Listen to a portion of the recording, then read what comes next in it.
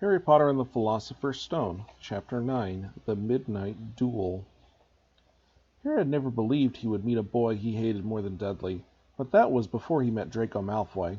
Still, first-year Gryffindors only had potions with the Slytherins, so they didn't have to put up with Malfoy much, or at least they didn't until they spotted a notice pinned up in the Gryffindor common room, which made them all groan. Flying lessons would be starting on Thursday, and Gryffindor and Slytherin would be learning together. "Typical," said Harry darkly. "Just what I always wanted, to make a fool of myself on a broomstick in front of Malfoy." He had been looking forward to learning to fly more than anything else. "You don't know you'll make a fool of yourself," said Ron reasonably. "Anyway, I know Malfoy's always going on about how good he is at Quidditch, but I bet it's all talk." Malfoy certainly did talk about flying a lot. He complained loudly about first years never getting into the house Quidditch teams, and told long, boastful stories which always seemed to end with him narrowly escaping Muggles in helicopters. He wasn't the only one, though. The way Seamus Finnegan told it, he'd spent most of his childhood zooming around the countryside on his broomstick. Even Ron would tell anyone who'd listen about the time he almost hit a hang glider on Charlie's old broom. Everyone from wizarding families talked about Quidditch constantly. Ron had already had a big argument with Dean Thomas, who shared their dormitory, about football. Ron couldn't see what was exciting about a game with only one ball where no one was allowed to fly. Harry had caught Ron prodding Dean's poster of West Ham football team, trying to make the players move. Neville had never been on a broomstick in his life, because his grandmother had never let him near one. Privately, Harry felt she'd had good reason, because Neville managed to have an extraordinary number of accidents, even with both feet on the ground. Hermione Granger was almost as nervous about flying as Neville was. This was something you couldn't learn by heart out of a book. Not that she hadn't tried. At breakfast on Thursday, she bored them all stupid with flying tips she'd got out of a library book called Quidditch Through the Ages. Neville was hanging on to her every word, desperate for anything that might help him hang on to his broomstick later. But everybody else was very pleased when Hermione's lecture was interrupted by the arrival of the post. Harry hadn't had a single letter since Hagrid's note, something that Malfoy had been quick to notice, of course. Malfoy's eagle owl was always bringing him packages of sweets from home, which he opened gloatingly at the Slytherin table. A barn owl brought Neville a small package from his grandmother. He opened it excitedly and showed them a glass ball the size of a large marble, which seemed to be full of white smoke. "It's a remember-all," he explained. "Gran knows I forget things. This tells you if there's something you've forgotten to do. Look, you hold it tight like this, and if it turns red—" "Oh." His face fell because the remember-all had suddenly glowed scarlet. "You've forgotten something." Neville was trying to remember what he'd forgotten when Draco Malfoy, who was passing the Gryffindor table, snatched the remember-all out of his hand. Harry and Ron jumped to their feet. They were half hoping for a reason to fight Malfoy, but Professor McGonagall, who could spot trouble quicker than any teacher in the school, was there in a flash.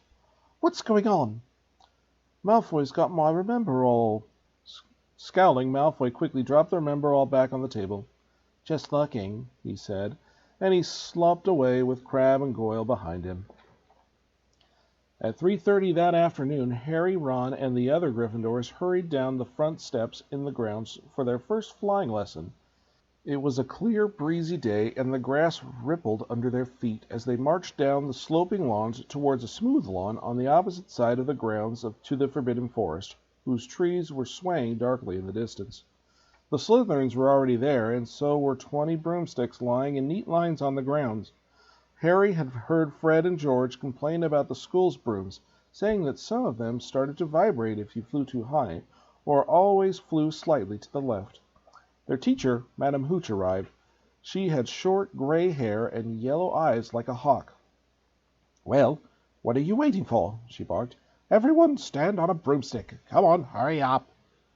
Harry glanced down at his broom. It was old, and some of the twigs stuck out at odd angles. "Stick your right hand out over your broom," called Madam Hooch at the front, "and say, 'Up!'" "Up!" everyone shouted. Harry's broom jumped into his hand at once, but it was one of the few that did. Hermione Granger's had simply rolled over on the ground, and Neville's hadn't moved at all. Perhaps brooms, like horses, could tell when you were afraid, thought Harry. There was a quaver in Neville's voice that said only too clearly that he wanted to keep his feet on the ground. Madam Hooch then showed them how to mount their brooms without sliding off the end, and walked up and down the rows, correcting their grips. Harry and Ron were delighted when she told Malfoy he'd been doing it wrong for years. "Now, when I blow my whistle, you kick off from the ground hard," said Madam Hooch. "Keep your broom steady, rise a few feet, and then come straight back down by leaning forward slightly. On my whistle, 3, 2... But Neville, nervous and jumpy and frightened of being left on the ground, pushed off hard before the whistle had touched Madam Hooch's lips. "Come back, boy!" she shouted, but Neville was rising straight up like a cork shot out of a bottle. 12 feet, 20 feet. Harry saw his scared white face look down at the ground falling away, saw him gasp, slide sideways off the broom, and... wham! A thud and a nasty crack, and Neville lay, face down, on the grass in a heap. His broomstick was still rising higher and higher, and started to drift lazily towards the Forbidden Forest and out of sight. Madam Hooch was bending over Neville, her face as white as his. "Broken wrist," Harry heard her mutter. "Come on, boy. It's all right. Up you get." She turned to the rest of the class. "None of you is to move while I take this boy to the hospital wing. You leave those brooms where they are, or you'll be out of Hogwarts before you can say Quidditch. Come on, dear." Neville, his face tear-streaked, clutching his wrist, hobbled off with Madam Hooch, who had her arm around him. No sooner were they out of earshot than Malfoy burst into laughter. "Did you see his face, that great lump?" The other Slytherins joined in. "Shut up, Malfoy," snapped Pavati Patil. "Oh, sticking up for Longbottom," said Pansy Parkinson, a hard-faced Slytherin girl. "Never thought you'd like fat little crybabies, Pavati." "Look," said Malfoy, darting forward and snatching something off the grass. "It's that stupid thing Longbottom's Gran sent him." The Remembrall glittered in the sun as he held it up. "Give that here, Malfoy," said Harry quietly. Everyone stopped talking to watch. Malfoy smiled nastily. "I think I'll leave it somewhere for Longbottom to collect. How about up a tree?" "Give it here," Harry yelled, but Malfoy had leapt onto the broom and taken off. He hadn't been lying. He could fly well. Hovering level with the topmost branches of an oak, he called, "Come and get it, Potter." Harry grabbed his broom. "No," shouted Hermione. "Madam Hooch told us not to move. You'll get us all in trouble." Harry ignored her. Blood was pounding in his ears. He mounted his broom and kicked hard against the ground, and up, up he soared. Air rushed through his hair, and his robes whipped out behind him, and in a rush of fierce joy he realized he'd found something he could do without being taught. This was easy. This was wonderful. He pulled his broomstick up a little to take it even higher, and heard screams and gasps of girls back on the ground, and an admiring whoop from Ron. He turned his broomstick sharply to face Malfoy in mid-air. Malfoy looked stunned. "Give it here," Harry called, "or I'll knock you off that broom."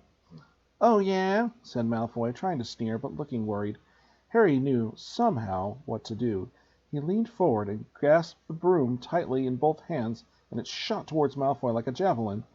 Malfoy only just got out of the way in time. Harry made a sharp turn around and held the broom steady. A few people below were clapping. "No Crabbe and Goyle up here to save your neck, Malfoy," Harry called. The same thought seemed to have struck Malfoy. "Catch it if you can, then," he shouted, and he threw the glass ball high into the air and streaked back towards the ground. Harry saw, as though in slow motion, the ball rise up in air and then started to fall. He leaned forward and pointed his broom handle down. The next second he was gathering speed in his steep dive, racing the ball. Wind whistled in his ears, mingled with screams of people watching. He stretched out his hand. A foot from the ground he caught it, just in time to pull his broom straight, and he toppled gently on the grass with the Remembrall clutched safely in his hand. "Harry Potter!" His heart sank faster than he had just dived. Professor McGonagall was running towards them. He got to his feet, trembling. "Never! In all my time at Hogwarts!" Professor McGonagall was almost speechless with shock, and her glasses flashed furiously. "How dare you! You might have broken your neck!" "It wasn't his fault, Professor." "Be quiet, Miss Patil." "But Malfoy—" "That's enough, Mr. Weasley. Potter, follow me now." Harry caught sight of Malfoy, Crabbe, and Goyle's triumphant faces as he left, walking numbly in Professor McGonagall's wake as she strode toward the castle. He was going to be expelled. He just knew it. He wanted to say something to defend himself, but there seemed to be something wrong with his voice. Professor McGonagall was sweeping around without even looking at him. He had to jog to keep up. Now he'd done it. He hadn't even lasted 2 weeks. He'd been packing his bags in 10 minutes. What would the Dursleys say when he turned up on the doorstep? Up the front steps, up the marble staircase inside, and still Professor McGonagall didn't say a word to him. She wrenched open the doors and marched along the corridors with Harry trotting miserably behind her. Maybe she was taking him to Dumbledore. He thought of Hagrid, expelled but allowed to stay on as gamekeeper. Perhaps he could be Hagrid's assistant. His stomach twisted as he imagined it, watching Ron and the others become wizards while he slumped around the grounds carrying Hagrid's bag. Professor McGonagall stopped outside a classroom. She opened the door and poked her head inside. "Excuse me, Professor Flitwick, could I borrow Wood for a moment?" Wood, thought Harry, bewildered. Was Wood a cane she was going to use on him? But Wood turned out to be a person, a burly fifth-year boy who came out of Flitwick's class looking confused. "Follow me, you two," said Professor McGonagall, and they marched up the corridor, Wood looking curiously at Harry. "In here." Professor McGonagall pointed them into a classroom, which was empty except for Peeves, who was busy writing rude words on the blackboard. "Out, Peeves!" she barked. Peeves threw the chalk into a bin, which clanged loudly, and he swooped out cursing. Professor McGonagall slammed the door behind him and turned to face the two boys. "Potter, this is Oliver Wood. Wood, I've found you a seeker." Wood's expression changed from puzzlement to delight. "Are you serious, Professor?" "Absolutely," said Professor McGonagall crisply. "The boy's a natural. I've never seen anything like it. Was that your first time on a broomstick, Potter?" Harry nodded silently. He didn't have a clue what was going on, but he didn't seem to be getting expelled, and some of the feeling started coming back into his legs. "He caught that thing in his hand after a 50-foot dive," Professor McGonagall told Wood. "Didn't even scratch himself. Charlie Weasley couldn't have done it." Wood was now looking as though all his dreams had come true at once. "Ever seen a game of Quidditch, Potter?" he asked excitedly. "Wood's captain of the Gryffindor team," Professor McGonagall explained. "He's just the build of a seeker, too," said Wood, now walking around Harry and staring at him. "Light, speedy. We'll have to get him a decent broom, Professor. A Nimbus 2000 or a Clean Sweep 7, I'd say." "I shall speak to Professor Dumbledore and see if we can't bend the first-year rule. Heaven knows we need a better team than last year. Flattened in the last match by Slytherin. I couldn't look Severus Snape in the face for weeks." Professor McGonagall peered sternly over her glasses at Harry. "I want to hear you're training hard, Potter, or I may change my mind about punishing you." Then she suddenly smiled. "Your father would have been proud," she said. "He was an excellent Quidditch player himself." "You're joking." It was dinner time. Harry had just finished telling Ron what had happened when he'd left the grounds with Professor McGonagall. Ron had a piece of steak and kidney pie halfway in his mouth, but he'd forgotten all about it. "Seeker," he said. "But first years never. You must be the youngest house player in about—" "A century," said Harry, shoving a pie into his mouth. He felt particularly hungry after the excitement of the afternoon. "Wood told me." Ron was so amazed, so impressed, he just sat and gaped at Harry. "I start training next week," said Harry. "Only don't tell anyone. Wood wants to keep it a secret." Fred and George now came into the hall, spotted Harry, and hurried over. "Well done," said George in a low voice. "Wood told us. You are on the team, too. Beaters." "I tell you, we're going to win that Quidditch Cup for sure this year," said Fred. "We haven't won since Charlie left, but this year's going to be brilliant. You must be good, Harry. Wood was almost skipping when he told us. Anyway, we've got to go. Lee Jordan reckons he's found a new secret passageway out of the school. I bet it's the one behind the statue of Gregory the Swami, and we've found it in our first week. See you." Fred and George had hardly disappeared when someone far less welcome turned up. Malfoy, flanked by Crabbe and Goyle. "Having your last meal, Potter? Well, are you going on the train back to the Muggles?" "You're a lot braver when you're back on the ground and you've got your little friends with you," said Harry coolly. There was, of course, nothing at all little about Crabbe and Goyle, but as the high table was full of teachers, neither of them could do more than crack their knuckles and scowl. "I'd take you on any time on my own," said Malfoy. "Tonight, if you want. Wizard's duel. Wands only. No contact. What's the matter? Never heard of a wizard's duel before, I suppose?" "Of course he has," said Ron, wheeling around. "I'm his second. Who's yours?" Malfoy looked at Crabbe and Goyle, sizing them up. "Crabbe," he said, "midnight all right? We'll meet you in the trophy room. That's always unlocked." When Malfoy was gone, Ron and Harry looked at each other. "What is a wizard's duel?" Harry said. And what do you mean you're my second? Well, a second's there to take over if you die, said Ron casually, getting started at last on his cold pie. Catching the look on Harry's face, he added quickly, But people only die in proper duels, you know, with real wizards. The most you and Malfoy be able to do is send sparks at each other. Neither of you knows enough magic to do any real damage. I bet he expects you to refuse anyway. And what if I wave my wand and nothing happens? Throw it away and punch him in the nose, Ron suggested. Excuse me. They both looked up. It was Hermione Granger. Can a person eat in peace in this place? Said Ron. Hermione ignored him and spoke to Harry. I couldn't help overhearing what you and Malfoy were saying. I bet you could, Ron muttered. And you mustn't go wandering around school at night. Think of all the points you'll lose Gryffindor if you're caught, and you're bound to be. It's really very selfish of you. And it's really none of your business, said Harry. Goodbye, said Ron. All the same, it wasn't what you called the perfect end to the day, Harry thought as he lay awake much later listening to Dean and Seamus falling asleep. Neville wasn't back in the hospital wing. Ron had spent all evening giving him advice, such as, if he tries to curse you, you better dodge it, because I can't remember how to block them. There was a very good chance that they were going to get caught by Filch or Miss Norris, and Harry felt he was pushing his luck, breaking another school rule today. On the other hand, Malfoy's sneering face kept looming up and out of the darkness. This was his big chance to beat Malfoy, face to face. He couldn't miss it. 11:30, Ron muttered at last. We'd better go. They pulled on their dressing gowns, picked up their wands, and crept across the tower room, down the spiral staircase, and into the Gryffindor common room. A few embers were still glowing in the fireplace, turning all the armchairs into hunched-back shadows. They had almost reached the portrait hole when a voice spoke to the chair nearest them. I can't believe you're going to do this, Harry. A lamp flickered on. It was Hermione Granger, wearing a pink dressing gown and a frown. You, said Ron furiously, you go back to bed. I almost told your brother, Hermione snapped. Percy, he's a prefect. He'd put a stop to this. Harry couldn't believe anyone could be so interfering. Come on, he said to Ron. He pushed open the portrait of the fat lady and climbed through the hole. Hermione wasn't going to give up that easily. She followed Ron through the portrait hole, hissing at them like an angry goose. Don't you care about Gryffindor, or do you only care about yourselves? I don't want Slytherin to win the House Cup, and you'll lose all the points I got from Professor McGonagall for knowing about switching spells.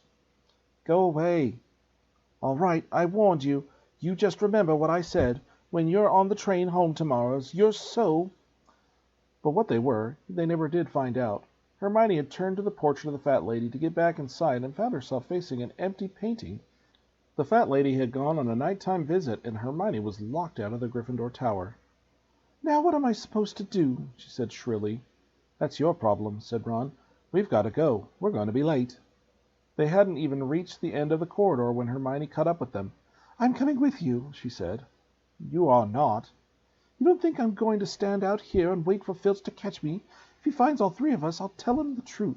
Then I will try to stop you, and you can back me up. You've got some nerve, said Ron loudly. Shut up, both of you, said Harry sharply. I heard something. It was a sort of snuffling. Miss Norris, breathed Ron, squatting through the dark. It wasn't Miss Norris. It was Neville. He was curled up on the floor, fast asleep, but jerked suddenly awake as they crept nearer. Thank goodness you found me. I've been out here for hours. I can't remember the new password to get into bed. Keep your voice down, Neville. The password's pig snout, but it won't help you now. The fat lady's gone off somewhere. How's your arm? Said Harry. Fine, said Neville, showing them. Madame Pomfrey mended it in about a minute. Good. Well, look, Neville, we've got to be somewhere. We'll see you later. Don't leave me, said Neville, scrambling to his feet. I don't want to stay here alone. The Bloody Baron's been past twice already. Ron looked at his watch and then glared furiously at Hermione and Neville. If either of you gets us caught, I'll never rest until I've learned the curse of the bogies Quirrell told us about and used it on you. Hermione opened her mouth, perhaps to tell Ron exactly how to use the curse of the bogies, but Harry hissed at her to be quiet and beckoned them all forward. They flitted along the corridor, stripped with bars of moonlight from the high windows. At every turn, Harry expected to run into Filch or Miss Norris, but they were lucky. They sped up a staircase into the third floor and tiptoed towards the trophy room. Malfoy and Crabbe weren't there yet. The crystal trophy cases glimmered with moonlight caught them. Cups, shields, plates, and statues winked silver and gold in the darkness. They edged along the walls, keeping their eyes on the door at either end of the room. Harry took out his wand in case Malfoy leapt in and started at once. The minutes crept by. "He's late. Maybe he's chickened out," said Ron. Then a noise in the next room made them jump. Harry had only raised his wand when they heard someone speak, and it wasn't Malfoy. "Sniff around, my sweet. They might be lurking in the corner." It was Filch speaking to Miss Norris. Horror-struck, Harry waved madly at the other three to follow him as quickly as possible. They scurried silently towards the door, away from Filch's voice. Neville's robes had barely whipped round the corner when they heard Filch enter the trophy room. "They're in here somewhere," he heard him mutter. "Probably hiding." "This way," Harry mouthed to the others, and, petrified, they began to creep down a long gallery full of suits of armor. They could hear Filch's getting nearer. Neville suddenly let out a frightened squeak and broke into a run. He tripped, grabbed Ron around the waist, and a pair of them toppled right into a suit of armor. The clanking and crashing were enough to wake the whole castle. "Run!" Harry yelled, and the four of them sprinted down the gallery, not looking back to see whether Filch was following. They swung around the doorpost and galloped down one corridor, then another, Harry in the lead without any idea where they were going. They ripped through a tapestry and found themselves in a hidden passageway, hurtling along it, and came out near their charms classroom, which they knew was miles from the trophy room. "I think we've lost him," Harry panted, leaning against the cold wall and wiping his forehead. Neville was bent double, wheezing and sputtering. "I told you," Hermione gasped, clutching the stitch in her chest. I told you." "We've got to get back to Gryffindor Tower," said Ron, "quick as possible." "Malfoy tricked you," Hermione said to Harry. "You realize that, don't you? He was never going to meet you. Filch knew someone was going to be in the trophy room.